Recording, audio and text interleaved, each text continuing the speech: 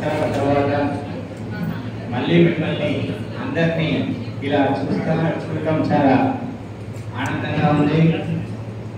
సరే, మరి నేను వచ్చే వరకు మీరు పరిచయం చేసుకున్నారో లేదో నాకు తెలియదు. ఎక్కడ యూట్యూబ్ లో చూసినా, ఎక్కడ మీరు దాన్ని సెర్చ్ చేసినా కూడా అంత పెద్ద ఆ గేయం పాపులర్ అయింది. అది సరస్వతి శిశు మందిర్ జమ్మిగుట్టకు ఆ క్రెడిట్ దక్కుతుంది. అంటే ఆనాడు దీన్ని ఎవరు ఊహించలేదు. రమీలాదేవి గారు ఉండరు, వారు 1వ తరగతి శిశు తరగతికి వారు మాతాది పిల్లలందరినీ కూర్చోబెట్టుకొని ఒక గేయాన్ని చెప్పింది.